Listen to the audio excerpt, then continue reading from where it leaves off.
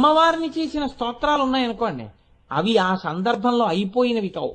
మీరు వాటిని తలుచుకుని నమస్కారం చేస్తున్నారనుకోండి, మీకు తెలియకుండా మీకు ఒక గొప్ప ప్రయోజనం కలుగుతూ ఉంటుంది. ఇవి ఎందుకు ఇస్తారో తెలుసా అండి మీకు? ఇవి ఇవ్వడం వెనకాతల చాలా పెద్ద రహస్యం ఉంటుంది. అవి అన్వయం చేసుకుని విని ఒక్కసారి నీ జీవితాన్ని ధన్యం చేసుకో అని చెప్పడానికే ఈ నామం వచ్చింది. మీకు నేను ఒక ఉదాహరణ చెప్తాను. సర్వమంగళ మాంగళ్యే శివే సర్వార్థ సాధికే శరణ్యే త్రయంబకే దేవి నారాయణి నమోస్తుతే. ఇదొక శ్లోకం. ఇది ఎక్కడదో తెలుసా అండి? చండీ మంత్రము యొక్క మాలార్ణవము అని చెప్పి అమ్మవారి యొక్క దేవీ వైభవము అని ఒకటి ఉంది. ఆ దేవీ వైభవాన్ని వర్ణించేటటువంటి ఘట్టంలో ఈ శ్లోకం ఉంది. ఈ శ్లోకంలో ఏమంటారంటే సర్వమంగళ మాంగళ్యే శివే సర్వార్థ సాధికే. అమ్మా, సర్వమంగళ మాంగళ్యే, సర్వమంగళములకు కూడా మంగళప్రదమైన దానా, శివే మంగళములను ఇచ్చేదానా, సర్వార్థ సాధికే, ఏది జరగాలన్నా ఎవరి అనుగ్రహం ఉంటుందో ఆ వారి వలన జరగవలసినటువంటి పనులన్నీ ఉన్నాయి అని చెప్పినప్పుడు ఆ తల్లి ఎవరో అటువంటి తల్లివైన దానా, సర్వార్థ సాధికే శరణ్యే త్రయంబకే దేవి, మూడు కన్నులున్నవో తల్లి నీకు నేను శరణాగతి చేస్తున్నాను. శరణ్యే త్రయంబకే దేవి నారాయణి నమోస్తుతే, నారాయణి నారాయణిని చెల్లెలా నీకు నమస్కరించుతున్నాను. ఇది బాహ్యార్థం. అసలు ఈ శ్లోకం వెనకాతల ఉండేటటువంటి చాలా పెద్ద రహస్యం ఏమిటో తెలుసా అండి? ఇప్పుడు మీరు సర్వమంగళ మాంగళ్యే శివే సర్వార్థ సాధికే శరణ్యే త్రయంబకే దేవి నారాయణి నమోస్తుతే అన్నారనుకోండి స్నానం చేసి, లేకపోతే మీ పిల్లలతో అనిపిస్తున్నారనుకోండి, మీకు తెలియకుండా మీ ఇంట్లో ఏం జరుగుతుంటుందో తెలుసా అని అడిగింది శాస్త్రం.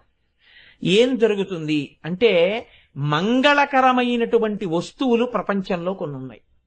ఈ వస్తువుల్ని పేరు విన్నా, పేరు తలుచుకున్నా, వాటిని చూసినా, ఒకవేళ ఏదైనా దోషం జరగబోతుంటే, ప్రమాదం జరగబోతుంటే వాటి వలన తప్పుతుంది. అమ్మవారు అనుగ్రహించాలనుకుంటే వాటిగా వచ్చి అనుగ్రహిస్తుంది. ఇక్కడే ఈ సభలోనే ఉన్నారు ఒక ఆయన, నాతో పాటు రోడ్డు మీద కలిసి ఇంటికి వచ్చారు. వీధి గేటు దగ్గర నిలబడి మాట్లాడుతున్నాను ఇలా చేతులు వెనక్కి పెట్టుకుని. ఎందుకు వచ్చిందో తెలియదు, ఎక్కడి నుంచో ఒక ఆవు వచ్చి నా చేతులు నాకుతోంది. నాకుతుంటే అరే ఆవు వచ్చిందే పాపం, దీన్ని ఇలా పంపించడం ఎందుకు అని నేను నా భార్యని పిలిచి 4 అరటిపళ్ళు ఇవ్వవే అన్నాను. అంటే నా దగ్గర ఉన్న ఆయన పరిగెత్తుకుంటూ వెళ్ళి తీసుకొచ్చి ఆ అరటిపళ్ళు అవి ఆ ఆవుకి పెట్టారు. అదే రోజు ఆయన మోటార్ సైకిల్ మించి పడిపోయి తల పగిలిపోయి చాలా ప్రమాదకరమైన స్థితికి వెళ్ళిపోవలసిన వ్యక్తి కౌకు దెబ్బలతో బయటకు వచ్చేసారు. నాకు తెలియదు ఈ విషయం, ఆయనే నాకు వచ్చి చెప్పారు ఇవాళ పొద్దున్న. గురువుగారు, నేను ఆ రోజు ఆవు రూపంలో నన్ను అమ్మవారి వచ్చి నా చేత అరటిపండు పెట్టించుకుని ఈ ఫలితాన్ని అడ్డుపెట్టి నాకు అకాల మృత్యువు రాకుండా ఆ తల్లి నన్ను కాపాడినది, లలితా సహస్రం వింటుండడం నన్ను కాపాడేసిందండి అన్నారు. అది భక్తి. కాబట్టి చూడండి, కొన్ని వస్తువులు ఉంటాయి. ఈ శ్లోకం చెప్పినప్పుడు ఏమవుతుందంటే ఆ వస్తువులనన్నిటినీ చూసిన ఫలితం, ఆ వస్తువులన్నిటి పేర్లు మీరు చెప్పిన ఫలితం మీ ఖాతాలో వేస్తారు. ఏవి ఆ వస్తువులు? ఆ పేర్లు వింటే చాలండి. ఒక్కసారి ఆ పేర్లు విన్నా, వస్తువుల్ని ముట్టుకున్నా చాలు. అవి మొట్టమొదటిది బ్రహ్మవేత్త. ఎవరు బ్రహ్మవేత్త అయి బ్రహ్మజ్ఞానంతో ప్రకాశిస్తూ ఉంటాడో, పరమ భక్తి జ్ఞానముల యొక్క ఆలవాలమై ఉంటాడో, అటువంటి మహాపురుష దర్శనమే చాలు, దౌర్భాగ్యములు నశిస్తాయి. రెండవది గోవు. ఆవు కనపడినా, ఆవుకి మీ చేత్తో ఏదైనా పెట్టినా, ఆవు కనపడగానే మీరు చెప్పులు విప్పి దాని పృష్ఠభాగానికి నమస్కారం చేసి వెళ్ళిపోయినా, దాని గంగడోలు ముట్టుకుని నిమిరినా, ఆఖరికి ఇంత పండో కాయో మీరు ఆవుకి పెట్టినా, అది ఉత్తర క్షణంలో సాక్షాత్ మీరు లలితాపరాభట్టారికకే పెట్టిన మహానైవేద్యమై మిమ్మల్ని కాపాడుతుంది. గోవు అమ్మవారు పరమమంగళప్రదమైన వస్తువు లోకంలోని. 3 అగ్నిహోత్రము. అగ్నిహోత్రం ఎక్కడైనా మంట కనపడింది అనుకోండి, మంట పరమ పవిత్రము. మంటకి అసలు అశౌచం అన్నది ఉండదు. శవాన్ని కాల్చినా మంట మంటే, దానికి ఏం అశౌచం ఉండదు. పాలు కాచినా మంట మంటే, నిత్యాగ్నిహోత్రంలో అగ్నిహోత్రమైనా మంటే. మంట అంత గొప్పది. అందుకే మంట ఎక్కడున్నదో ఆ మంట అంత మంగళప్రదమైన వస్తువు. 4 బంగారము. బంగారము యొక్క దర్శనం చేత పాపములు పోతాయి. 5వది వెన్న. పాలు తోడు పెట్టి పెరుగు చేసి పెరుగులో కవ్వం పెట్టి చిలికిన తర్వాత వచ్చేటటువంటి వెన్న ఏది ఉన్నదో ఆ వెన్న పూస చూసిన వెన్న వెన్న అని మీరు అన్న ఇంట్లో దాని వలన మీకు మంగళములు కలుగుతాయి. అందుకే కృష్ణ భగవానుడు ఎక్కడుంటాడు అంటే ఎక్కడ వెన్న ఉంటుందో అక్కడ ఉంటాడు. మీకు మంగళములను ఇవ్వడానికి ఆయన వెన్న తింటాడు. పరమ మంగళప్రదమైన వస్తువులలో వెన్న ఒకటి. అందుకే పాడి పంట ఉన్న ఇల్లండి అంటారు. అదో ఐశ్వర్యం. అంటే అక్కడ వెన్న దొరుకుతుంది. తర్వాతది సూర్యుడు. సూర్యుడు పరమమంగళప్రదమైనటువంటి బింబం. సాక్షాత్ మాంస చక్షువుకి కనపడేటటువంటి ఒకే ఒక్క పరమేశ్వరమూర్తి సూర్య భగవానుడు. అందుకే సూర్య దర్శనం ఒక్కసారైనా నమస్కారం చేయకుండా అసలు ఆ రోజు గడపకూడదు. తప్పకుండా ఒక్కసారైనా సూర్యబింబానికి నమస్కారం చెయ్యాలి. అసలు సూర్యబింబానికి నమస్కారం చేయకుండా రోజు గడిపేస్తే అంతకన్నా కృతజ్ఞత ఇంకొకటి లేదు.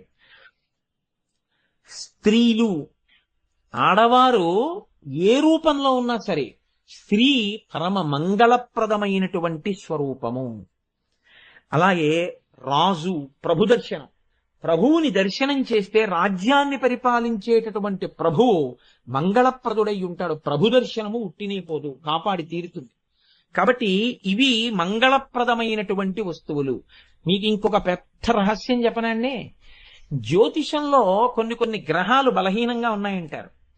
మీరు కొంచెం ఇది చేయండి, కొంచెం అది చేసుకోండి అంటారు. అన్నిటికన్నా గొప్ప విరుగుడుగా శాస్త్రం ఏం చెప్పిందో తెలుసా? గ్రహములు బలహీనంగా ఉంటే రోజు ఈ శ్లోకం చెప్పుకోవాలి.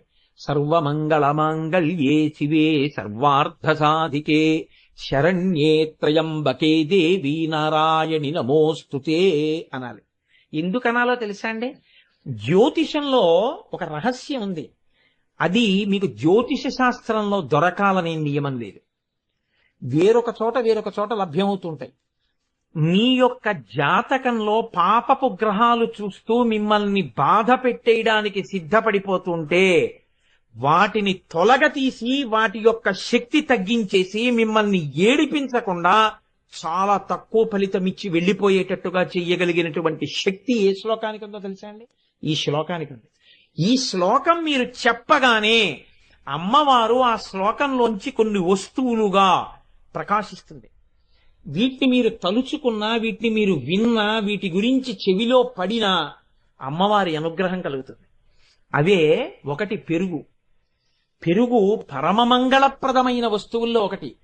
పెరుగు వంక మీరు కాని రోజు చూస్తే ఇంట్లో ఒక్కసారి పెరుగు వంక పెరుగు పాత్రకు అందుకే కాలు తగలరాదు. పెరుగు వంక చూశారనుకోండి, మీకు బలహీనంగా ఉన్న గ్రహాలు బలపడతాయి. మీకు దుష్ఫలితములను రాకుండా గ్రహములను ఆపు చేయడానికి తేలిక మార్గంగా దేవి స్తోత్రంలో ఏం చెప్తారంటే పెరుగు చూడు అని చెప్తారు. 2 నెయ్యి. నెయ్యిని చూడాలి.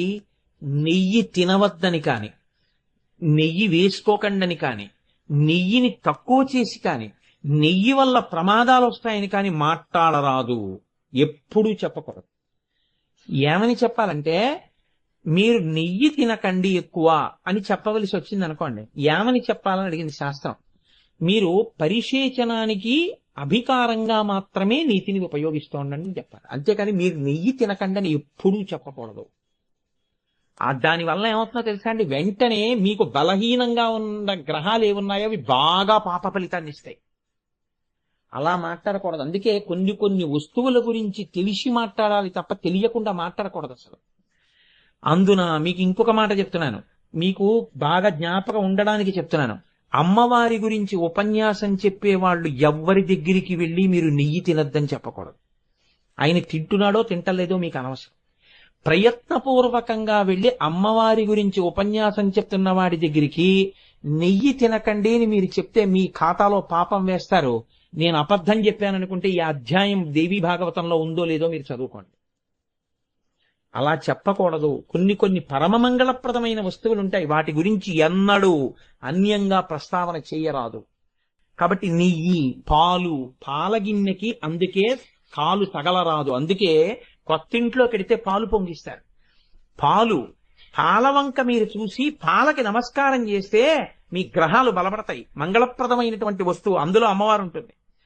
సిద్ధార్థము, మీరు కష్టపడి సంపాదించి తెచ్చుకున్న డబ్బు అంతా బ్యాంకులో పెట్టకూడదు, కొంత ఇంట్లో ఉండాలి. అందుకే మీరు సిద్ధంగా తెచ్చుకున్న డబ్బు ఒక్కసారి చూసి నమస్కారం చేస్తే మీ గ్రహములు బలపడతాయి.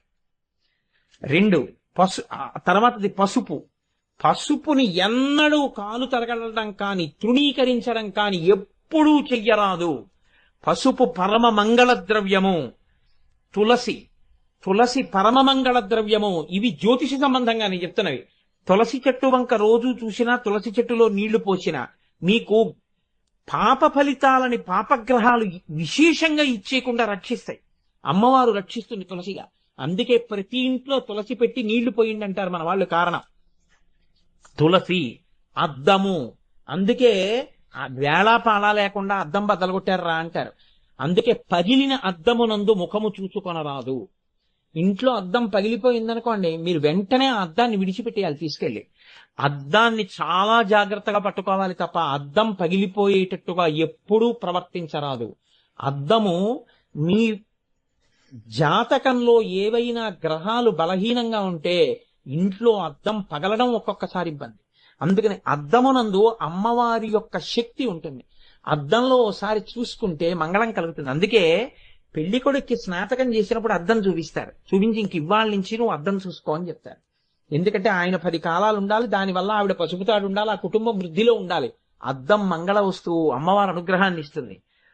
పుష్పము, పువ్వు ఎక్కడన్నా కింద కనపడింది అనుకోండి, ప్రత్యేకించి సువాసిని ఎప్పుడు ఆ పువ్వును అలా వదిలిపెట్టి వెళ్ళకూడదు. తీసి గోడ మీద చెట్ల కిందో పెట్టి వెళ్ళాలి తప్ప పువ్వును అలా విడిచిపెట్టి వెళ్ళకూడదు. అమ్మవారు ఉంటుంది పువ్వులందు. పువ్వు అంత గొప్పది, ఇది గ్రహములను కూడా శక్తినివ్వగలదు. తర్వాతది బిల్వపత్రము. బిల్వపత్రం అంత గొప్పది. దర్శనం స్పర్శనం పుణ్యం, స్మరణం పాపనాశనం. తలుచుకున్నా చాలు, చూసినా చాలు, ముట్టుకున్నా చాలు బిల్వవృక్షాన్ని. మనకి ఇక్కడ దేవాలయంలో బిల్వవృక్షం పక్కనే అమ్మవారు ఉంటుంది. అది విచిత్రం. అందుకే అంత శక్తివంతురాలు. కాబట్టే లలితా సహస్రం ఉపన్యాసాలు చేయించి కోటి కుంకుమార్చన చేయిస్తోంది ఆవిడ. బిల్వపత్రము. ఆ తరువాతది ఎవరో తెలుసా అండి? సువాసిని. బొట్టు పెట్టుకున్న ఆడదాన్ని కానీ మీరు ఇలా ఒకసారి చూసి నమస్కారం చెయ్యగలిగితే మీకు జాతకంలో బలహీనంగా ఉన్న గ్రహాలు కూడా మిమ్మల్ని ఇబ్బంది పెట్టలేవు. సువాసిని దర్శనం అంత గొప్పది. అందుకే సువాసినియే అమ్మవారు. సువాసిని కానీ అమ్మవారిని ఒక్కసారి పైనుంచి కిందకి, కింద నుంచి పైకి చూసింది అనుకోండి, అమ్మవారు ఎంత సంతోషపడిపోతుందంటేనండి, పరవశించిపోయి తల్లి ఉత్తర క్షణంలో ఆ సువాసిని యొక్క సౌభాగ్యాన్ని మరింత బలవత్తరం చేసేస్తుంది, చేసి పొంగిపోతుంది ఆవిడ. కాబట్టి సువాసిని. ఈ వస్తువులన్నీ తలుచుకుంటే, ఈ వస్తువులన్నీ చూస్తే ఎంత ఫలితం వస్తుందో, ఎన్ని మంగళములు వస్తాయో. ఇన్ని మంగళములు రావడానికి ఈ వస్తువులకి గొప్పతనం ఏ వస్తువులోంచి వచ్చిందో ఆ వస్తువు అమ్మవారు. ఆవిడ్ని తలుచుకోవడానికి ఈ శ్లోకం ఎవరు చదువుతారో దేవీ మహాత్యంలోంచి, వారు ఈ వస్తువులన్నీ రోజు వెళ్ళి చూసినట్టే. రోజు ఈ వస్తువులన్నీ పరమ పవిత్రంగా చూసి నమస్కారం చేసుకున్నట్టే. కాబట్టి ఈ శ్లోకం ఎక్కడ చెప్తారో ఆ శ్లోకం విన్నా, శ్లోకం చదివినా అటువంటి వారికి అమ్మవారి అనుగ్రహం అంత కలుగుతుంది. ఉట్టినే చెప్పలేదండి. బ్రహ్మోపేంద్ర మహేంద్రాది దేవ సంస్కృత వైభవాన్ని ఆ శ్లోకం చెప్పుకో తరించిపోతావు. ఇప్పుడు మీరు చెప్తారా చెప్పరా అని చెప్తే ఎందుకు చెప్పరు? ఎవరు చెప్పరు? కాబట్టి నేనంటాను, మీరనండి. సర్వమంగళ మాంగళ్యే శివే సర్వార్థ సాధికే శరణ్యే త్రయంబకే దేవి నారాయణి నమోస్తుతే. ప్రతిరోజు స్నానం చేయగానే ఒక్కసారి సూర్యబింబం వంక తిరిగి నమస్కారం చేస్తూ ఈ శ్లోకాన్ని కానీ మీరు ఇంట్లో చెప్పారనుకోండి, చక్కగా ఇంట్లో పిల్లలకి కూడా ఈ శ్లోకం నేర్పితే ఇల్లు 10 కాలాలు చక్కగా సౌభాగ్యవంతంగా సంతోషంగా ఉంటుంది అమ్మవారి అనుగ్రహం. ప్రతి వారికి ఈ శ్లోకం రావాలి. అమ్మవారి ఉపాసనలో పెద్ద రహస్యం ఏమిటో తెలుసా అండి? అమ్మవారి ప్రసన్నమవుతోందని గుర్తు ఏమిటంటే కుంకుమ వాసన ముందొస్తుంది. బాగా కుంకుమ వాసన వచ్చేయడం మొదలెడుతుంది. మీరు కాసేపటికి గమనించి ఏమిటి ఇంత కుంకుమ వాసన అని చుట్టూ చూస్తే ఎక్కడ ఉండదు. లేదా అమ్మవారు అనుగ్రహిస్తే ప్రయత్నపూర్వకంగా అక్కడెక్కడ కుంకం పడినది ఇంత కుంకమైనా అందులోంచి నాసాపుటములు అదిరిపోయే కుంకుమ వాసన వచ్చేస్తుంటుంది. అంటే అమ్మవారు అక్కడే ఉండి అనుగ్రహించేస్తోందని గుర్తు. ఇది ధ్యానమగ్నులైన వారికి మాత్రమే తెలుస్తుంది రహస్యం. కాబట్టి అమ్మవారి అనుగ్రహం ఒకటి లోకంలో మీరు బాగా జ్ఞాపకం పెట్టుకోండి. హనుమ యొక్క అనుగ్రహం ఒకటి. ఈ రెండు చాలా తొందరగా వచ్చేస్తాయండి, చాలా తొందరగా కనపడతాయి. ఎక్కువ సమయం పట్టదు, చాలా తొందరగా అమ్మవారు అనుగ్రహించేస్తుంది. తల్లి తల్లే, అమ్మ అమ్మే. కాబట్టి చూడండి, లలాటం లావణ్యద్యుతి విమల మాభాతి తవయత్ ద్వితీయం తన్మన్యే మకుటఘటితం చంద్రశకలం. ఇప్పుడు శంకరాచార్యుల వారు మొదటి పాదంలో అమ్మవారి యొక్క నుదుటి గొప్పతనాన్ని చెప్పారు. చెప్పి స్కిప్డ్ అంటారే, అలా సడన్గా అకస్మాత్తుగా ఆ లలాటము గురించి వదిలిపెట్టేసి ఒక్క దూకు దూకారు. ఎక్కడికి వెళ్ళిపోయారు ఆయన? దేని గురించి మాట్లాడుతున్నారు? ద్వితీయం తన్మన్యే. మన్యే అంటే ఊహించుచున్నాను, ఊహించుచున్నాను అంటే ధ్యానించుచున్నాను. ద్వితీయం తన్మన్యే మకుట ఘటితం చంద్రశకలం. అమ్మా, చంద్రుడి యొక్క ఒక అర్ధభాగము నీ యొక్క కిరీటము మీద ఉన్నదని నేను ఊహించుచున్నాను. ఇప్పుడు శంకరాచార్యుల వారు చెప్పింది ముందు అలా గుర్తుపెట్టుకోండి. చంద్రుడిలో ఒక అర్ధభాగం ఎక్కడుంది? కిరీటం మీద ఉంది. ద్వితీయం తన్మన్యే మకుటఘటితం చంద్రశకలం విపర్యాసన్యాసాదుభయమపి సంభూయ చమిదః. రెండవ అర్ధభాగం నేను చెప్పక్కర్లేదు, నీ లలాటంలా ఉంది. కానీ అమ్మా, ఈ రెండూ కలిపితే పూర్ణబింబం అవ్వట్లేదు. అందుకని ఈ రెండింటినీ విపర్యాసన్యాసాదుభయమపి, ఈ రెండింటినీ తిరగేయాలి, తిరగేసి కలపాలి. కలిపి అంటిస్తే పూర్ణచంద్రబింబం అవుతోంది. ఇది విపర్యాసన్యాసాదుభయమపి సంభూయ చమిదః సుధాలేపస్యూతి పరిణమపి రాకాహిమకరః. ఇలా కానీ ఎవడైనా ఇక్కడ అంటించగలిగితే ఉత్తర క్షణంలో వాడి మీద అమృత బిందువులు పడుతున్నాయి. ఇది శంకరాచార్యుల వారి యొక్క ప్రజ్ఞ. ఇప్పుడు ఆయన చెప్పారా చెప్పలేదా? చెప్పారు, చెప్పలేదు కూడా. పూర్తిగా చెప్పలేదు, పూర్తిగా చెప్పకుండా ఉండలేదు. కానీ దీన్ని మీరు పట్టుకోగలిగారనుకోండి, దీన్ని మీరు పట్టుకోగలిగితే మీకు 3 చంద్ర సంబంధమైన అమ్మవారి దర్శనాలు పూర్తయిపోతాయి ఆ శ్లోకంలో. ఇది ఎలా అయిపోతాయంటే, దీన్ని మీరు ఇంకా బాగా ధ్యానం చేయగలిగితే ఈ లోపలే మీకు అమ్మవారి అనుగ్రహం ఉత్తర క్షణంలో కలుగుతుంది. మీరు ఎక్కడ కూర్చున్నా అలా చేసేయగలిగిన శక్తికి వెళ్ళిపోతారు. అలా చేసి పెద్దలు పరిష్కారములను సాధించారు. అలా చేసి ఒక సమస్య వస్తే ఆ సమస్యకి విరుగుణ్ణి కూడా ఎక్కడి నుంచి వస్తోందో కనిపెట్టేశారు వాళ్ళు. ఒకరి పరితాపమునకు ఉపశాంతి వేరొక చోటు నుంచి ఎక్కడి నుంచి వస్తోందో కనిపెట్టేవారు. మీకు నేను ఒక ఉదాహరణ చెప్తాను. పరమాచార్య స్వామి వారు ఒకనాడు నిలబడి ఉన్నారు. దర్శనం చేసుకున్న వాళ్ళందరూ అదొక అద్వితీయ సౌందర్యం. అద్వితీయ సౌందర్యం అంటే అందరిలా ఉన్న సౌందర్యం కాదు, అమ్మవారి ఉపాసన చేత వచ్చే సౌందర్యం. అది ద్యుతి, కాంతి. అది శరీర సంబంధంగా ఉండదు. ఆ లోపల ఉపాసనా శక్తి విభూతిగా ప్రకటనమవుతూ ఉంటుంది. ఆయన కాంతి చూస్తూ నిలబడి ఉన్నారు. ఇంతలో ఒక ఆడిటర్ గారు ఒక ఆయన దగ్గరికి వచ్చి నమస్కారం చేసి 24 స్వర్ణ మారేడు దళములను ఆయన దగ్గర పెట్టి నమస్కారం చేశారు. పరమాచార్య పుల్లతో తోస్తారు, పుల్లతో తీస్తారు, తని ముట్టుకోరు ఎక్కువ. వాటిని తీసుకుని ఎడం చేతిలో పట్టుకున్నారు. 24 బంగారు మారేడు దళాలను పట్టుకున్నారంటే సాధారణంగా ఎవరికో ఇవ్వడమో ఏదో ఉంటుంది కాబట్టి అందరూ చూస్తున్నారు. ఎవ్వరికి ఇవ్వలేదు. నేను ఓ అరగంట అయిపోయింది, 45 నిమిషాలు అయిపోయింది, గంట అయిపోయింది. ఇంతలో పరమ నిరుపేదలైనటువంటి 24 మంది భక్తులు మహారాష్ట్ర నుంచి వచ్చారు. ఈ 24 దళాలు ఆయన చేతిలో పట్టుకునేటప్పటికీ వాళ్ళు కొన్ని కిలోమీటర్ల దూరంలో ఉన్నారు. ఈయన పట్టుకున్న గంటకి వాళ్ళు వచ్చారు. వచ్చి, మహానుభావ, మీరు ఒకసారి అఖండ భారతాన్ని దర్శనం చేస్తూ మా రాష్ట్రానికి వచ్చారు, మా కుగ్రామం మీదుగా వెళ్ళారు, అప్పుడు మీ దర్శనం చేసుకున్నాం. మళ్ళీ మీ దర్శనం చేసుకోవాలని ఉవ్విళ్ళు ఊరుతున్నాం. మీరు మళ్ళీ ఈ ప్రాంతంలో ఉన్నారని తెలిసి మీ దర్శనానికి వచ్చాం. మళ్ళీ నాళ్ళకి మిమ్మల్ని చూడగలిగాం, మా మనస్సు ఆనందంతో నిండిపోయిందని వాళ్ళకేం తెలియదు. నిరుపేదలు నేల మీద పడి నమస్కారాలు చేశారు. చేసి పాపం అయిపోయింది, వాళ్ళు వచ్చిన పని చూసేశారు, పొంగిపోయారు. అమాయకులైన భక్తులకి కోరికలు ఉండవండి, చూసి వెళ్ళిపోవడానికి వచ్చామంటారు వాళ్ళు. అందుకని వాళ్ళు వెళ్ళిపోతూ అయ్యా మాకు మీరు అస్తమానం ఇలా రాలేం కదా, మీరు మా దగ్గరికి రాలేరు కదా, మీరు మాకు గుర్తుండిపోవడానికి మాకు ఏదైనా కృప చెయ్యరా అన్నారు. వెంటనే ఎడంచేతిలో ఉన్నవి తీసి ఒక్కొక్కరికి ఒక్కొక్కటి ఇచ్చారు. వచ్చినవి 24, వచ్చిన వాళ్ళు 24. వాళ్ళకి స్వర్ణ మారేడు దళాలు వెళ్ళాయి. ఆ మారేడు దళమే చంద్రశేఖర పరమాచార్య. ఇది అమ్మవారి యొక్క ఉపాసన చేసిన వారి యందు ప్రకాశించేటటువంటి విభూతి. వారు ఆ స్థితిని చేరుకుంటారు. అయిందానికి కాందానికి అలా ఏం వాడరో, ఏమీ తెలియనట్టు ఉంటారు, కానీ ఆ అనుగ్రహాన్ని పొందుతారు అమ్మవారి అనుగ్రహంతో. కాబట్టి శంకర భగవత్పాదులు మనకి మన పరితాపోపశమనము కొరకు ఇవాళ ఒక పెద్ద ప్రయోగం ఆయన ఇస్తున్నారు. లలాటం లావణ్యద్యుతి విమలమా భాతి తమయత్.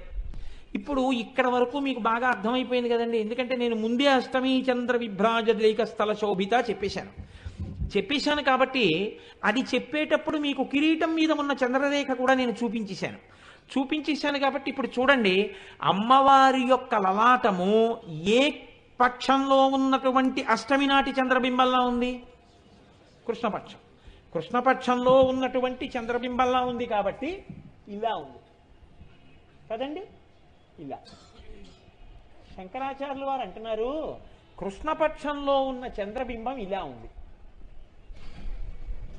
ఆ పైన ద్వితీయం తన్మన్యే మకుట ఘటితం చంద్రశకలం, రెండో పక్షంలో ఉన్నటువంటి చంద్రబింబం కిరీటంలో ఉందంటున్నారు శంకరాచార్యులు వారు. రెండో పక్షం ఏది? కృష్ణపక్షం కాంది, శుక్లపక్షం. కృష్ణపక్షంలో ఇలా ఉంటే శుక్లపక్షంలోది అలా ఉంది. ఇప్పుడు పూర్ణ చంద్రబింబం చేయాలనుకోండి, కృష్ణపక్షంలో ఉన్న అష్టమి నాటి బింబం, శుక్లపక్షంలో ఉన్న అష్టమి నాటి బింబం రెండు ఇలా కలిపేశారనుకోండి, కలిపేస్తే పూర్ణచంద్రబింబం అయిపోవాలి కదా. కానీ అవుతుందా? అవదు. ఎందుకు అవదు? ఇక్కడ ఇబ్బంది వచ్చింది ఒకటి, ఇంకా నేను లేవక తప్పదేమో. ఇక్కడ ఇలా ఉంది, ఇక్కడ ఇలా ఉంది కదండి. ఏమ్మా, ఇక్కడ ఇలా ఉండి ఇక్కడ ఇలా ఉన్నప్పుడు ఈ రెండు అష్టమి నాటి చంద్రబింబాలే అయినా ఈ రెండిటిని మీరు తీసుకొచ్చి ఇలా కలిపితే ఇవి ఇలాగా ఉంది కాబట్టి ఇలా ఎలా అవుతుంది? అవదు. అందుకని శంకరాచార్యుల వారు అన్నారు విపర్యాసన్యాస, ఈ రెండిటిని తిరగేయాలన్నారు. అంటే ఇప్పుడు ఇక్కడ ఉన్నటువంటి చంద్రబింబాన్ని ఇలా తిప్పి చూడాలి, ఇక్కడ ఉన్న చంద్రబింబాన్ని ఇలా తిప్పాలి. ఈ రెండు కలిపారనుకోండి, 4 కోణాలు అంటుకుంటే ఏమైంది? పూర్ణ చంద్రబింబం అమ్మవారి ముఖం అయిపోయిందయా. మీకు అర్థమయ్యేట్టు చెప్పగలిగానేమో అని నేను అనుకుంటున్నాను. విపర్యాసన్యాసాదు భయమపి సంభూయ చమిద. ఇక్కడ వరకు బాగుందండి. ఇప్పుడు మీకు 3 దర్శనాలు అయ్యాయి. ఒకటి కిరీటంలో ఉన్నటువంటి చంద్రరేఖ, ఒకటి లలాటమునందున్న చంద్రరేఖ, 3 రెండిటిని తిరగేసి కలపడం వల్ల వచ్చినటువంటి పూర్ణచంద్రబింబం. ఒక్క చంద్రుణ్ణి అడ్డుపెట్టి 3 దర్శనాలు శంకరాచార్యుల వారు చేయిస్తున్నారు. ఇప్పుడు చంద్రుణ్ణి రోజు చూడడం మీకు వస్తే మీరు ఈ దర్శనాల్ని లోపల చేయగలుగుతారు ధ్యానంలో. ఇది శంకరాచార్యుల వారు ఈ జాతికి చేస్తున్నటువంటి ఉపకారం. ఇందులో ఆయన అంటున్నారు బానే ఉంది, కానీ ఇలా ఉన్నదాన్ని ఇలా తిప్పావు, ఇలా ఉన్నదాన్ని ఇలా తిప్పావు, ఇప్పుడు ఈ 2 తెచ్చి అంటించావు. ఏం పెట్టి అంటిస్తావు? జిగురు రాస్తావా, లేకపోతే అన్నం ముద్ద నలిపి అంటిస్తావా? ఏం పెట్టి అంటిస్తావు? వచ్చేది అమ్మవారి ముఖం. ఏం పెట్టి అంటిస్తే అంటుకుంటుంది అలాగా? అంటే శంకర్లు అన్నారు సుధాలేపస్యూతి, నువ్వు కొత్తగా జిగురు తేవక్కర్లేదు. ఆ చంద్రబింబంలోంచి అమృతపు చుక్కలు పడుతుంటాయి ఎప్పుడు. ఆ అమృతపు చుక్కే తీసి అంటించేస్తే పూర్ణ చంద్రబింబంలోంచి అమృతంతో అంటుకున్నది ఓడ్డ ఉండదు. అందుకని ఇప్పుడు అమ్మవారి ముఖం పూర్ణచంద్రబింబం అయితే అందులోంచి అమృతం స్రవిస్తూ ఉంటుంది. ఇప్పుడు నువ్వు ఇలా పెట్టానని దగ్గరగా చూడగానే ఈ అమృతం ఎవరి మీద పడింది? నీ మీదే పడింది. పడగానే అమ్మవారి ముఖము నుంచి స్రవించినటువంటి అమృత కిరణముల యందు నువ్వు తడిసిపోయావు. ఈ తడిసిపోతే ఎవడు ధ్యానమునందు అలా తడిసిపోయాడో వాడు ఉత్తర క్షణం ఇక మళ్ళీ సంసారమునందు ప్రవేశించవలసిన అవసరము లేని, ఇక మళ్ళీ జన్మనెత్తవలసినటువంటి అవసరము లేని మోక్ష స్థితికి వెళ్ళిపోతున్నాడు. నాకు అసలు కష్టం అన్నది రాకుండా చూడు అని ఈశ్వరుణ్ణి అడగడానికి నువ్వు కష్టం రాకుండా ఉండేటటువంటి కేవలము పుణ్యము చేసి సుఖములను మాత్రమే అనుభవించడానికి యోగ్యమైన ఉపాధి ఎందే లేవు. నువ్వు 10th క్లాసే పాస్ అవ్వకుండా నీకు ఎక్కడో పెద్ద ఆఫీసులో నీకు మేనేజర్ ఉద్యోగం ఇవ్వమంటే ఎవరిస్తారు? బేసిక్ క్వాలిఫికేషన్ ఇది. నువ్వు మనుష్య ఉపాధిలో ఉన్నావు కాబట్టి పాపం చేసి ఉన్నావు. కాబట్టి పెద్ద పెద్దలైన వాళ్ళకే మనుష్య ఉపాధిలో ఉంటే కష్టాలు తప్పలేదు. ఇంద్రుడంతటి వాడు కష్టపడ్డాడండి, దేవత అయ్యుండే. భాగవతంలో అదితి చెప్పుకుంది ఒకసారి, ఎండకన్నెరుగుని ఇంద్రుని ఇల్లాలు పలుపంచలను జాలి పడెను నేడు అని. అంతటి వాడు ఇంద్రుడు. ఆ ఇంద్రుడి భార్య శచీదేవి ఆఖరికి ఎవ్వరికీ తెలియకుండా 10 మంది ఇళ్లల్లో పనిచేసుకుంటూ బతికింది ఒకానొకప్పుడు. బలిచక్రవర్తి రాజ్యం చేస్తుంటే అంత కష్టపడ్డాడు ఇంద్రుడు. కాబట్టి ఎండకన్నెరుగుని ఇంద్రుని ఇల్లాలు పలుపంచలను జాలి పడెను నేడు, త్రిభువన సామ్రాజ్య విభవమ్ము కోల్పోయి దేవేంద్రుడు అడవుల తిరిగినేడు, కలిమి గారాబు బిడ్డలు జయంతాదులు శబరార్భకుల వెంట తిరిగినేడు, అమరులకు ఆధారమవు అమరావతి అసురుల కాటపట్టయ్యనేడు, బలి జగముల నెల్ల బలియుచునున్నాడు వాని గెలువరాదు వాసవనకు, యాగభాగమెల్ల అతడు ఆహరించును కడగి దేవతలకొక్క కడియనీడు అంది. ఎంత కష్టం వచ్చింది చూడండి. ఇంద్రుడు అడవులు పట్టిపోయాడు. ఐశ్వర్యానికి మారుపేరైనటువంటి ఇంద్రుడి కొడుకులు జయంతాదులు ఎక్కడో ఆ గిరిజనులుగా ఏమీ పాపం వాళ్ళకి తెలియకుండా ఆటలాడుకుంటూ ఒంటి మీద సరిగ్గా బట్ట కూడా కట్టుకోకుండా ఆకులు కట్టుకుని తిరిగేటటువంటి పిల్లలతో కలిసి వాళ్ళు ఆడుకున్నారు. ఆఖరికి యాగభోక్త, యాగంలో వచ్చే హవిస్సులు తినేటటువంటి దేవేంద్రుడు బలిచక్రవర్తి ఒక పిడచ కూడా నేను ఇవ్వనంటే ఆకలితో అలమటిస్తూ పడున్నాడు. నా కొడుకింత కష్టపడ్డాడయా అంది. మీరు చిత్రనలీయము అని నేను కూడా చాలా కాలమైంది ఆ పుస్తకాన్ని చదివా. అద్భుతమైన గ్రంథం. నలచక్రవర్తి గురించి చేసినటువంటి రచన. అందులో నేను ఎప్పుడో చదివాను, స్ఫురణలో ఉన్నాయో లేవో ఆ పద్యాలు. అందులో నలచక్రవర్తి పడుతున్న కష్టాలు చూసి ఒక మాట అంటారు, సార్వభౌమపదంబు శరణిమీరిన భోగి వంటలవాడవుచు బరగనీడు, కనుసన్న దొరలచే తన యాజ్ఞకును విభుండు వెలయ ఒక్కని యాజ్ఞ బరగనీడు, విమలాతపర్షముల్ వెలయగల్గిన రేడు వర్షాతపతముల మెలగనేడు, భయద కోదండ ఖడ్గముల్ పట్టు వీరుడు గరిటయూ క్రోవియూ పట్టెనేడు, విపుల కేసరి నక్కట పిల్లి చేసే అధమ విధమున ఇట్టిదే విధికృతంబు అంటాడు. ఎంత కష్టపడ్డాడండి. ఎక్కడ చక్రవర్తిత్వం? కను సన్న దొరలచే తన యాజ్ఞకును విభుండు వెలయ ఒక్కని ఆజ్ఞ బరగనీడు. ఇలా కను సైగ చేస్తే పెద్ద పెద్ద వాళ్ళందరూ మాట వినేటటువంటి చక్రవర్తి ఇంకొకడు పిలిచి పని చెప్తే చేశాడు. భయద కోదండ ఖడ్గముల్ పట్టు వీరుడు గరిటె కట్టె పట్టుకుని వంటలు చేశాడు. భీమసేనుడంతటి వాడు మహానుభావుడు ఆ పర్యపాపంగ దునియగా విరువవలయు ఎడద చేతుల కాళ్ళుల తొడలు పట్టి కడగి అనువుగ చేసి పొయ్యిడుదు కాని కత్తి గొడ్డలి ఎడగని కట్టి ఎలకు అంటాడు విరాట పర్వంలో, మహాభారతంలో. అంతటి మహావీరుడు కట్టెల్ని గుండెల మీద పెట్టుకుని విరుచుకుని వంటలు చేసుకున్నాడు పొయ్యిలో పెట్టుకుని, కాలం కలిసి రాకపోతే. అల్లసాని పెద్దనగారు మనుచరిత్ర చేస్తూ ఏడిచాడు మహానుభావుడు. ఎదురైన చోతన మదకరీంద్రము డెగ్గి కేలూతను సగి ఎక్కించుకొని మనుచరిత్రం బందుకొను వేళ పొరమేగ పల్లకి తనకేల పట్టి ఎత్తే, బిరుదైన కవిగండ పెండేరమునకీవ తగునని తానే పాదమున తొడగే, గోకట గ్రామాధ్యనేకగ్రహారములడిగిన సీమలు అందునిచ్చే, ఆంధ్ర కవితా పితామహ అల్లసాని పెద్దనామాచ్యాని నన్ను పిలుచునట్టి కృష్ణరాయలతోడ దివికేగలేక బ్రతికియున్నాడ జీవోత్సవంబునగుచు అని చెప్పుకున్నాడు. ఏరి రాయలు వారు, ఏవి ఆయన పడిన సుఖాలు? అంత ఆనందం అనుభవించాడు. అంతటి మహారాజు కాలికి గండపెండేరం దొరికాడు. ఏనుగు మీద వెళ్ళిపోతూ రాయలవారు కనపడితే ఆగి చెయ్యిచ్చి ఎక్కించుకుని ఏనుగు మీద కూర్చోబెట్టుకుని వెళ్ళేవాడు. గ్రామాలు అగ్రహారాలు ఎన్నో అలసాని పెద్దనగారికి ఇచ్చాడు. మను చరిత్ర రాస్తే ప్రారంభం చేస్తే మొట్టమొదటి పద్యంలోనే రాయల వారికి ఆశీర్వచనం చేశాడు ఆయన. శ్రీవక్షోజ కురంగనాభమదపై జన్నొందు లంబోదరాదేవింత కమలా సమీపమున ప్రీతిని నిల్పినాడో జనంగా వందారు సనందనాది నిజ భక్త శ్రేణి కిందోచురా జీవక్షుండు కృపార్థు చేయు శుభదృష్టిన్ కృష్ణరాయాధిపున్నట్టు మొదలుపెట్టాడు. అటువంటి అల్లసాని పెద్దన్నగారు ఆఖరికన్నాడు, అల్లసాని పెద్దనామాత్య ఆంధ్ర కవితాపితామహాని నన్ను పిలుచునట్టి కృష్ణరాయలతోడ దివికే గలేక బ్రతికియున్నాడ జీవోత్సవంబునగుచు. వాళ్ళ జీవోత్సవంగా బతికున్నానయ్యా, రాయలవారి వెళ్ళిపోయిన తర్వాత నా బతుకే ఉందని చెప్పుకున్నాడు. పడలా కష్టాలు. శ్రీనాథుడు ఎంత సౌఖ్యాలు అనుభవించాడు. శ్రీనాథుడు అనుభవించినన్ని సంతోషం అంత సుఖం ఎవ్వరు అనుభవించారు. అన్ని సుఖాలు అనుభవించిన వాడు ఆఖరణ జీవితంలో ఏమని రాసుకున్నాడో తెలుసా అండి? కవిరాజు కంఠంబు కౌగలించను కదా పురవీధి ఎదురెండ పొగడదండ. ఎన్ని కష్టాలు పడ్డాడు. ఆఖరికి వీధి ఊరి చివర ఉండే ఇనపగుండు తీసుకొచ్చి ఆయన భుజం మీద పెట్టారు. పెట్టి చేతులకి వెదురుగడియలేశారు. మెళ్ళో ఇనప గొలుసులు కట్టి కాళ్ళకి గొలుసులేసి కట్టేసి కొడుతూ తీసుకెళ్లారు. అప్పుడు చెప్పుకున్నాడు, ఎండకన్నిరగకుండా పల్లకీల్లో తిరిగాను, అలాంటి వాణ్ణి ఆ ఎండ వచ్చి మొహం మీద పడుతోంది నాకని కవిరాజు కంఠంబు కౌగిలించను కదా పురవీధి ఎదురెండ పొగడదండ. సార్వభౌముని భుజాస్తంభమెక్కెను కదా నగర వాకిట నుండు నల్లగుండు.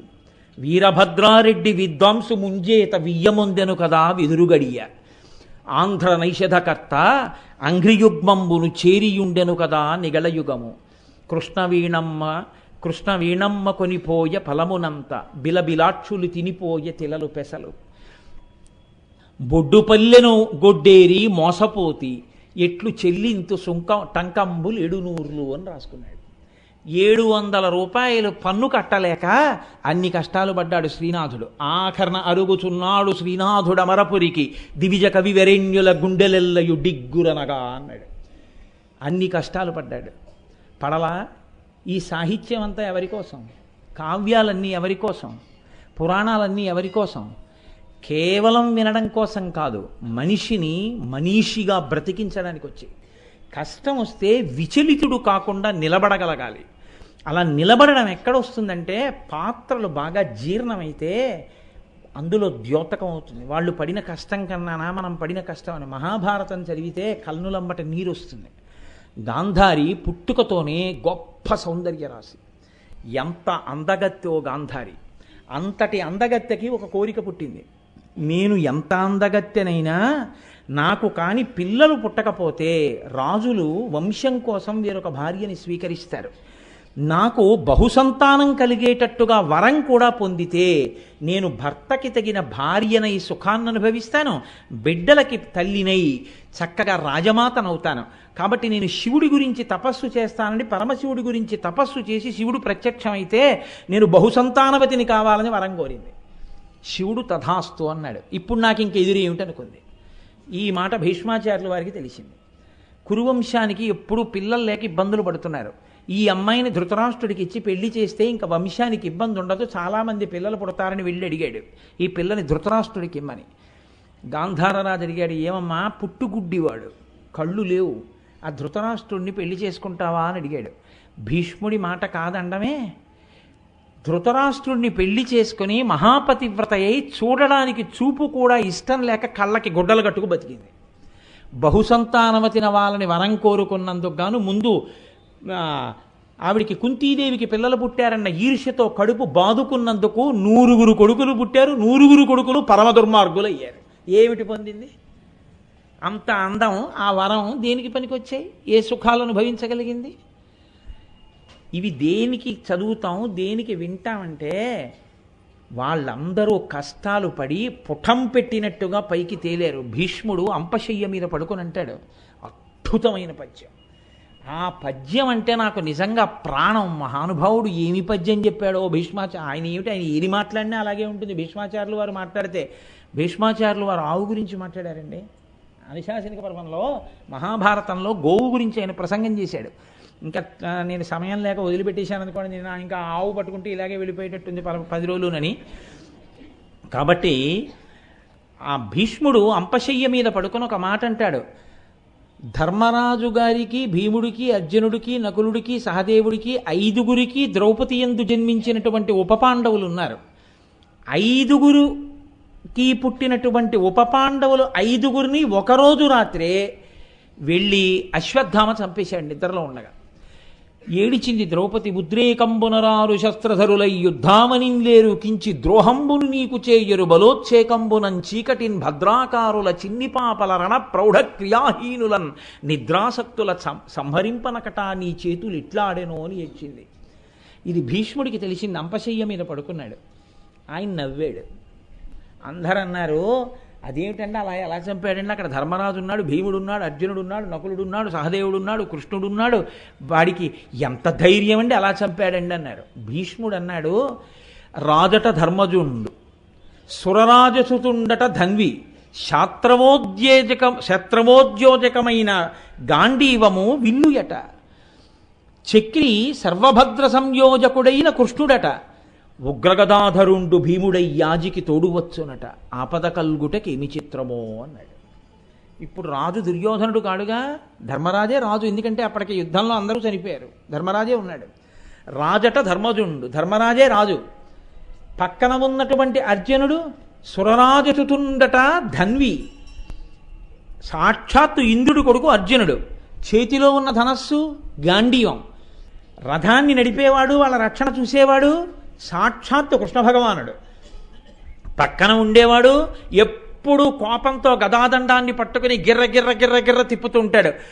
ఆఖరికి ఆయన నడిచినా, ఆయన లోపలికి వెళ్ళినా, ఆయన మాట్లాడినా ఎలా ఉంటుందో తిక్కనగా అనుభవించాడు మహానుభావుడు. భీమసేనుడి యొక్క పౌరుషం అంటే విరాట పర్వంలో అంటాడు, దంతాకారిత కుంజకుట్యమ ఘన స్తంభావళీ రూపమున్ ప్రాంతాది ప్రవిభాగ భోగ నిలయ ప్రాగ్ద్వారమున్ కాతరత్వంతత్రాసకరంబునై దురభివేశంబైన యాలోరు నిశ్చితుడై సతికేలు పట్టుకుని చొచ్చన్ భీముడచ్చుగ్రతన్ అంటారు. అంత నిర్భయం, అంత పరాక్రమవంతుడు. అటువంటి వాడు ఉగ్రగదాధరుండు భీముడై యాజికి తోడువచ్చునట. ఆ భీముడు ఎప్పుడు పక్కన ఉంటాడు. ఇటువంటి వాళ్ళ పిల్లలు చచ్చిపోయారు. రాత్రికి రాత్రి చంపేశారు శత్రువు. ఒక్కడొచ్చి ఆపద కల్గుటకి ఏమి చిత్రమో అన్నాడు. అలాంటి వాళ్ళకి ఆపద వచ్చింది, ఏం చెప్తాం ఇది చిత్రం అంటే అన్నాడు ముక్కున వేలేసుకొని. అంటే నీ శక్తి వల్ల ఆపద రాదు. నీ ఇంత శక్తివంతుడు కదండి, వీడికి ఆపద ఎలా ఇస్తామని చూడడు ఈశ్వరుడు. ఈశ్వరుడు చేసిన పాపపుణ్యాల్ని లెక్కలో పెట్టి ఆపద ఇవ్వాలనుకుంటే తప్పించగలిగిన వాడు ఉండడు. రక్షణము లేక సాధుడు రక్షితుడకు సమత చేసి రాయుడులందున్ రక్షణలు వేయి కలిగిన శిక్షితుడకు కలుడు పాప చిత్తుండగుటన్నంటారు పోతన గారు భాగవతంలో. ఎన్ని రక్షణలు పెట్టుకున్నా ఈశ్వరుడు ఆయన వెళ్ళిపోవాలని నిర్ణయం చేస్తే వెళ్ళిపోవలసిందే. ఏ రక్షణ లేకపోయినా ఈశ్వరుడు ఆ వ్యక్తి బతకాలని అనుకుంటే ఎంత ప్రమాదం జరిగినా ఆ వ్యక్తి బతకవలసిందే. మొన్న ఇక్కడ కోయిలాల్వార్ తిరుమంజన్ సేవ జరుగుతుంటే మా రాజబాబు గారు భార్య బండి మీద వస్తుంటే వెనక నుంచి స్కార్పియో వ్యాన్ వచ్చి కొట్టేసింది. కనీసం ఒంటి మీద చర్మం కొట్టుకుని నెత్తురు కూడా కారలేదు. ఏదో కాళ్ళకి చేతులకి కాస్త కొంచెం దెబ్బలు తగిలినట్టున్నాయి అంతే తప్ప ఏదో ఫ్రాక్చర్లు అయిపోవడం, బ్యాండేజ్లు వేసుకోవడం జరగలేదు. ఎవరు రక్షించారు? భగవత్ సేవ కోసం వస్తున్నారు, అది రక్షించేసింది అంతే ఆ దంపతులు ఇద్దరిని. ఈశ్వరుడు రక్షించాలనుకున్నప్పుడు ఎంతటి ఆపద నుంచైనా రక్షిస్తాడు. ఉత్తరాగర్భంలో ఉన్న పరీక్షిత్తుని ఎవరు రక్షించారు? నువ్వు తప్ప ఎవరు దిక్కని కాళ్ళు పట్టుకుంది అంతే. అశ్వత్థామ వేసేసినటువంటి ఆ బ్రహ్మశిరోనామకాస్త్రాన్ని అంతటినీ తనలోకి తీసేసుకుని మరీ లోపల ఉన్నటువంటి పరీక్షిత్తుని రక్షించాడు స్వామి ఆ రోజున. అటువంటి ఈశ్వరుడు ఉన్నాడే, ఆయన గురించి చదివినప్పుడు, భక్తుల చరిత్రలు చదివినప్పుడు మీకు ఒక విషయం స్పష్టంగా ద్యోతకం అవుతుంది. ఎంతటి వారు కష్టపడ్డారు. కష్టపడని వారు లోకంలో లేరు. కష్టం అనేటటువంటిది మనిషిని సానబెట్టేదిగా తయారు కావాలి. వజ్రాన్ని సానపెడితే ఎలా ఉంటుందో కష్టం అలా సానపెట్టేది కావాలి. అలా సానపెట్టేదైనప్పుడు మీకు ఒక పెద్ద వరం ఒకటి ఏర్పడుతుంది. ఏమిటో తెలుసా అండి? నేను ఇందాక అన్నానే, నేను ఈ పాపం చెయ్యబట్టి కదా నాకు ఈ కష్టం వచ్చింది అని ఆలోచించారనుకోండి, ఇప్పుడు మీరు ఇంత పాపం చేశాను కాబట్టి నాకు ఇంత కష్టం వచ్చి ఉంటుంది, ఈశ్వర ఇంకో పాపం చేయకుండా నా బుద్ధి సక్రమంగా ఉండేటట్టు నన్ను రక్షించు అని మీరు ఎవరికి చెప్పాలి? ఇప్పుడు ఈశ్వరుడికి చెప్పాలి. అప్పుడు ఈశ్వరుడు జ్ఞాపకానికి వచ్చాడనుకోండి, మీరు ధన్యులు, మీరు ఉత్తరక్షణంలో ధన్యులు. అప్పుడు ఈశ్వరుడు ఏమైపోతాడో తెలుసా అండి? సిగ్గుపడిపోతాడు, చాలా సిగ్గుపడిపోతాడు. ఎందుకో తెలుసా? ఇంత కష్టం వీడు పాపం చేశాడని నేనిస్తే, వీడు ఈశ్వర మళ్ళీ నేను ఇటువంటి పాపాలు చేయకుండా నా బుద్ధిని రక్షించు, నీ పాదాలని పట్టుకునేటటువంటి బుద్ధి మాత్రం పోకుండా నన్ను కాపాడని అడుగుతున్నాడే వీడు అని ఆయన చిన్నబుచ్చుకుని, అయ్యో వీడికి ఎలా నేను ఈ కష్టం ఇవ్వడం అని ఆ కష్టాన్ని తగ్గించి అనుభవింపచేస్తాడు. పాము కరవవలసిన వాడిని చీమ కరిపించి విడిచిపెడతాడు. ఆ బుద్ధి లోపల ప్రబలితే కరిచిందా లేదా? విషక్రిమి కరిచింది. లోపలికి విషం ఎక్కిందా లేదా? ఎక్కింది. మంట పెట్టిందా లేదా? పెట్టింది. పాము కరిచిందా? చీమ కరిచిందా? చీమ కరిచింది. ఇప్పుడు దాన్ని తగ్గించగలిగిన శక్తి ఎవరికి ఉంది? ఈశ్వరుడికి ఉందా శక్తి? యావజ్జీవిత కారాగార శిక్ష పడినవాడు 3 ఏళ్లు కారాగారంలో సక్రమంగా ఉన్నాడని విడిచిపెట్టడానికి ప్రభుత్వానికి అధికారం ఉంటే, మీ పాపపుణ్యాల్ని బట్టి మీకు శిక్ష వేసే ఈశ్వరుడికి మీ శిక్ష తగ్గించే అధికారం ఉండదని మీరు ఎందుకు అనుకుంటున్నారు? ఉండి తీరుతుంది. అందుకే ఆయన్ని స్తోత్రం చేస్తే నమ శివాభ్యాం అశుభాపహాభ్యాం. మీరు భగవంతుణ్ణి నమ్మి భక్తితో జీవిస్తున్నారనుకోండి, కష్టం ఇవ్వకుండా ఉండడు, కానీ చాలా తక్కువ చేసిస్తాడు కష్టాన్ని. మీరు భగవన్ మార్గాన్ని విడిచిపెట్టి తిరుగుతున్నారనుకోండి, నా అంతవాణ్ణి నేనని, నీవెంత వాడవో చూసుకోమంటాడు. ఆ కష్టం ఇచ్చినప్పుడు తెలుస్తుంది. పాపానికి ఫలితం ఇచ్చేస్తే కదిలిపోతాడంతే, అప్పుడు తట్టుకోలేడు. కాబట్టి ఈశ్వరుణ్ణి నమ్మి ఉంటే ఏమవుతుంది? ఇది వాంఛితార్థ ప్రదాయిని. ఇవ్వవలసిన కష్టం ఎంత గరిష్ట స్థాయిలో ఇవ్వాలో అలా ఇవ్వకుండా తగ్గించి మాత్రమే ఇస్తుంది అమ్మవారు. అంటే కట్టవలసిన రుణాల్ని మాఫీ చేసేసినట్టుగా, లేకపోతే ఏదో ఇంత కట్టండి చాలు అన్నట్టుగా, లేకపోతే 33 మార్కులు వచ్చినా 3 మార్కులు మోడరేషన్ ఇచ్చి పాస్ చేస్తామన్నట్టుగా భగవంతుడు కూడా ఏం చేస్తాడంటే, నువ్వు ఇంత ఫలితాన్ని అనుభవించక్కర్లేదు, ఇంత అనుభవించంటాడు. ఎప్పుడు? మీ పాపమే మీ కష్టమునకు కారణమన్న గుర్తింపు మీకు కలిగి, ఇంక నేను అలా ఉండకూడదన్న నమ్మకంతో ఆ బుద్ధి కోసం ఈశ్వర పాదాలు పట్టుకుంటే, అది పట్టుకోవలసిన విధానం. అది అర్థం అవ్వాలి, అది జీర్ణం కావాలి మనసులో. అది జీర్ణమైన వాడి వెంట ఈశ్వరుడు ఉంటాడు. 2, కష్టం అంటే బాగుందండి, మరి సుఖాలు వస్తే మనం ఏం చేస్తామంటే, కష్టాలైతే తట్టుకునే శక్తి ఇమ్మంటాం, సుఖాలైతే ఆయన ఎందుకు తట్టుకునే శక్తికి? అలా అన్నారనుకోండి, అదే అహంకారం ప్రబలడానికి కారణమై ఈశ్వర వైముఖ్యానికి కారణమవుతుంది. ఇక్కడ ఆయన ప్రీతికి కారణం అవుతుంది. మీకు నేను ఒక ఉదాహరణ చెప్తే మీకు బాగా పట్టుకుంటారు. కష్టంలో ఉండి ఈశ్వరుణ్ణి పట్టుకున్న వాడి పట్ల ఈశ్వర ప్రీతి ఎలా ఉంటుందో తెలుసా అండి? మీకు నేను ఒక ఉదాహరణ చెప్పాలంటే, నేను ఆఫీస్కి బయలుదేరే ముందు ఎన్ని పెన్నులు ఇచ్చినా మా అమ్మాయి నా పెన్ను తీసేసుకుంటుంది. సభలో కానీ ఉంది అంటే, మళ్ళీ సభలో కూడా చెప్పారంటుంది, ఇదేంటి నా పెన్ను తీసుకుని రాసుకుంటుంది. నేను ఆఫీస్కి వెళ్ళే ముందు నా పెన్ను ఏది అంటే రాస్తూ, నేను వెతుక్కుని ఇట్టించి వచ్చే లోపల అక్కడ పెట్టేస్తాను. నేను వచ్చి చూసి, ఇందాక ఇక్కడ పెన్ను లేదు ఎలా వచ్చిందంటే, మీరు సరిగ్గా చూసి ఉంటారంట. నాకు తెలుసు నీకు ఎన్ని పెన్నులు ఇచ్చినా నా పెన్ను మీదేనా నీ కన్ను ఎప్పుడును అని నేను గట్టిగా 4 కేకలేసి దెబ్బలాడనుకోండి, గుడ్లమ్మట నీళ్లు ఇలా వచ్చేస్తాయి. వచ్చేసిన తర్వాత నా పెన్ను నేను ఇలా లాగేసుకుని క్యాప్ పెట్టేసుకుని జేబులో పెట్టేసుకుని ఆఫీస్కి వెళ్ళిపోతున్నాను అనుకోండి. ఇలా వెళ్ళిపోతూ ఇలా చూసేటప్పటికి ఇలాగా బుగ్గల మీదకి నీళ్లు కారిపోతూ ఇలా తుడుచుకుంటూ, నాన్నగారండి మీరు జేబులో పెట్టుకుని మీరు వాడే పెన్నుతో నేను రాయడం మొదలు పెడితే ఏ సబ్జెక్ట్ అయినా మంచి మార్కులు వస్తాయని నాకు సెంటిమెంట్, అందుకు తీసుకున్నాను, అంతేకాని మీ పెన్ను తీసుకోవాలని కాదు నాన్నగారండి. నేను గొణిగింది అనుకోండి, నేను కొంచెం అయ్యో పాపం ఎంతగా దెబ్బలాడేశానే ఆడపిల్లని, ఎన్నాళ్ళు ఉంటుంది మన దగ్గర, ఇంకో 6 నెలలు వెళ్ళిపోతుందని బెంగెట్టుకుని వెళ్ళిపోతున్నాను అనుకోండి. వెళ్ళిపోయి కిందకి వెళ్ళి నేను నా మోటార్ సైకిల్ కిక్కు కొట్టి బయలుదేరిపోతుంటే పరిగెత్తుకుంటూ వచ్చి, నాన్నగారండి మీ హెల్మెట్ మర్చిపోయారండి అని వచ్చింది అనుకోండి. అయ్యో ఇంత దెబ్బలాడేశాను చూసావా, హెల్మెట్ మర్చిపోయానండి, పాపం ఎంత పరిగెత్తుకొచ్చిందో పిచ్చి తల్లి అనుకుంటానా అనుకోనా? అదే నేను హెల్మెట్ మర్చిపోయి సాయంకాలం ఇంటికి వచ్చి ఇవాళ 100 రూపాయలు కట్టవలసి వచ్చింది, నెలాఖరు ఉన్నవే 200 100 పోలీసులు కట్టాను అన్నాను అనుకోండి. అంటే మీరు వెళ్ళేటప్పుడు నాకు గుర్తొచ్చింది హెల్మెట్ పట్టుకెళ్ళలేదని, మంచి పని అయింది, నాన్నగారికి 100 రూపాయలు పోతే బాగుండు అనుకున్నాను, నన్ను దెబ్బలాడారు కదా అందనుకోండి. ఇప్పుడు నాకు ఎలా అనిపిస్తుంది? మీకే అలా ఉంటే మీ పిల్లల పట్ల నేను దాన్ని దెబ్బలాడినా, దానికి శిక్ష వేసినా, అది పరిగెత్తుకుంటూ హెల్మెట్ పట్టుకుని నా దగ్గరికి పరిగెత్తుకొచ్చి నా మీద ప్రేమ ప్రకటిస్తే, అయ్యో పిచ్చి తల్లిని దెబ్బలాడాను, సాయంకాలం ఎలా అయినా ఇంటికి వెళ్ళేటప్పుడు చిన్నపిల్లల ఇప్పటికీ ఆ చాక్లెట్లు అంటే ఇష్టం వచ్చి చాక్లెట్ పట్టుకెడదాం అనుకుంటానే, అటువంటిది మీరు చేసిన పాపానికి మీకు ఫలితం ఇచ్చి కష్టం అనుభవించేటట్టు చేసినప్పుడే మీరు ఎక్కువ ఈశ్వరుడి కాళ్ళు పట్టుకున్నారనుకోండి, అమ్మవారు ఎలా ఇవ్వగలదు మీకు కష్టాన్ని? ఆవిడ ఏం చేస్తుందంటే తట్టుకునే శక్తినిచ్చి ఆ కష్టం తీర్చి మార్గం చూపించేస్తుంది. తల్లిది ఎటువంటి ప్రేమో అంతకి 1,000,000 రెట్లు ప్రేమ అండి ఆవిడది. వాంఛితార్థ ప్రదాయిని అంటే నీవు మార్గం తెలుసుకో, భగవత్ కరుణ ఎలా పొందాలో నేర్చుకో. 2 సుఖం వచ్చింది అనుకోండి, నాకు సుఖం వచ్చింది కదా ఈశ్వరుడితో ఏం పని అని చెప్పి ఇదంతా నా ప్రజ్ఞానండి అన్నారు అనుకోండి, పైకి మాత్రం ఉట్టినే ఓ నమస్కారం, లోపలంతా ఇదంతా నా గొప్పే, నేనే చెప్పాను ఈ ఉపన్యాసం అంతా అన్నాడు అనుకోండి.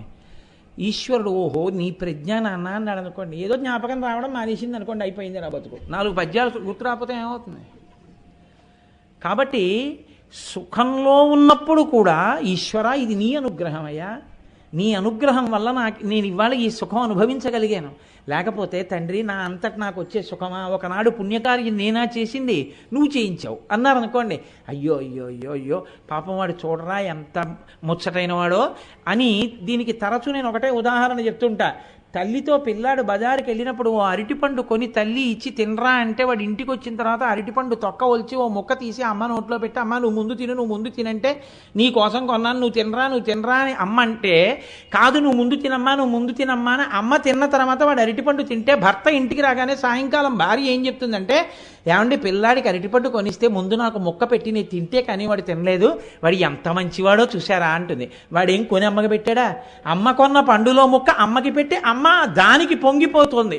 అమ్మ ఎలా పొంగిపోతుందో అలా ఈశ్వరుడు మీకు సుఖం ఇస్తే సుఖాన్ని పొందుతూ ఈశ్వరా ఇది మీ కృప అన్నప్పుడు ఈశ్వరుడు అంత పొంగిపోతాడు. అది అసలు పుణ్యాన్ని అనుభవించడానికి మార్గం. ఇది వాంఛితార్థ ప్రదాయిని. అప్పుడు ఆవిడ సంతోషం మిమ్మల్ని, అయ్యో పాపం వీడికి ఒకనాడు సుఖం వచ్చినా నా అనుగ్రహం అన్నాడు, రేపు పొద్దున్న కష్టం ఇచ్చినప్పుడు కూడా అమ్మ నీ అనుగ్రహమే అంటాడు, అప్పుడు నేను ఎలా చిన్నబుచ్చుకోను అని తగ్గిస్తుంది ఆవిడ.